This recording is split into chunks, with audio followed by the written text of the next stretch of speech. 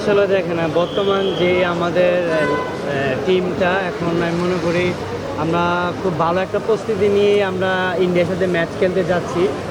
Saudi আরবে খুব ভালো আমাদের একটা প্র্যাকটিস সেশন ছিল। সো আমি মনে করি ওভারঅল যেহেতু নতুন করে টিমে জয়েন করছে হামজা চৌধুরী, সো অবশ্যই একটা বাড়তি একটা আমাদের টিমের একটা যে বর্তমান টিমের যে কন্ডিশন, আমি মনে করি আমরা একটা ভালো একটা রেজাল্ট করতে পারবো। আর হামজা খুবই তাড়াতাড়ি আমাদের সাথে মানিয়ে নিতে পারছে, মনে হচ্ছে যে ও আমাদের সাথে অনেক দিন ধরেই খেলতেছে। সো এটা আমাদের যারা আমরা দেশি বা আমরা যারা বাংলাদেশি প্লেয়ার আছি, তো ওর সাথে আমরা খুবই তাড়াতাড়ি যত তাড়াতাড়ি মানিয়ে নিতে পারবো এটা টিমের জন্য ভালো। আর ও আমাদের সাথে খুব ভালোভাবে মানিয়ে নিতেছে, যেটা পজিটিভ একটা সাইড টিমের জন্য। আর ইন্ডিয়ার সাথে আমরা অবশ্যই চাবো যে একটা নতুন বাংলাদেশ হিসাবে খেলতে, যেহেতু নতুন করে হামজা চৌধুরী আসছে, তো আমরা চাবোই যে ভালোভাবে স্টার্ট করতে, যে একটা ভালো জয় দিয়ে যেন শুরু করতে পারি। হামজাকে যেন এই জয়টা আমরা দেশি প্লেয়াররা দিতে পারি, যারা আমরা লোকাল প্লেয়ার আছি, যেহেতু ইংলিশ প্রিমিয়ার লিগ খেলে। তো নতুন করে যেন আমরা একটা ভালো একটা ভাবে স্টার্ট করে বাংলাদেশ টিমকে যেন ভালো একটা জায়গায় নিয়ে যেতে পারি। সোহেল ভাই একটা প্রশ্ন, সমৃদ্ধ এখন এটার মধ্যে যে কম্পিটিশনটা, এটা কতটুকু হেলদি হবে বাংলাদেশের মিডফিল্ডে?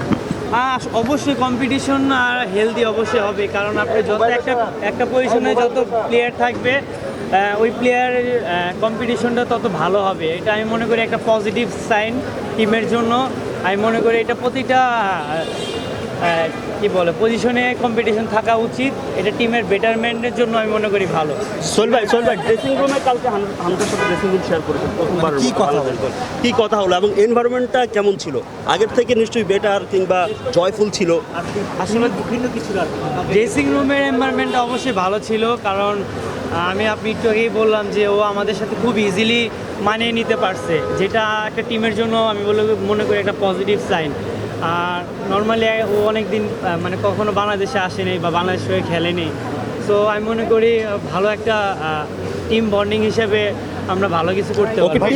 আপনি কি বলতেছেন? অবশ্যই দেখেন ও এত বড় টপ প্লেয়ার, ওর মধ্যে ওই জিনিসটা নাই যে ও একটা বড় লেভেলে খেলে দেন আমাদের সাথে খেলতেছে, ওর মধ্যেই এই জিনিসটা কাজ করতেছে না যে আমাদেরকে ইগনোর করবে বা ওরকম।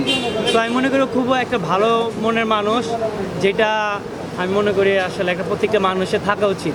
বারবার বলছিলেন হামজা চৌধুরী আপনাদের সাথে মানিয়ে নিচ্ছিল, আপনাদের আসলে স্ট্র্যাটেজিটা কি বা হামজার ফুটবলের সাথে আপনারা কিভাবে অ্যাডজাস্ট করলেন? আসলে দেখেন ফুটবল জিনিসটা তো কোচের প্ল্যানিং অনুযায়ী আমরা খেলি। সো আমরা চেষ্টা করব কোচের প্ল্যানিং অনুযায়ী খেলার জন্য, আর হামজাও চাবে যে কোচ যেভাবে চায় ওভাবেই খেলতে। সো ফুটবলের ভাষা ওভারঅল ধরতে গেলে একটাই, সো ও যেটা কোচ বলবো ওইটা করবে, আর আমরাও কোচ যেটা বলবো ওইটাই করবো।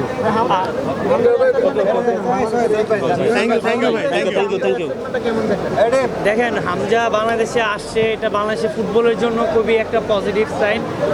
দেশের ফুটবলের যে একটা নতুন করে একটা জাগরণ সৃষ্টি হয়েছে যেটা হামজা চৌধুরী আসার পর, এটা আমি মনে করি এটা ফুটবলের ফিউচারের জন্য ভালো। কারণ ওকে দেখে বা আরও যারা সামনের দিকে ফুটবল খেলবে, তো আমি মনে করি বাংলাদেশের ফিউচার অনেক ভালো। হামজা চৌধুরীকে দেখে বাংলাদেশের অনেক প্লেয়াররাই উৎসাহ পাবে যে সামনে যেন ফুটবল খেলতে আসছে।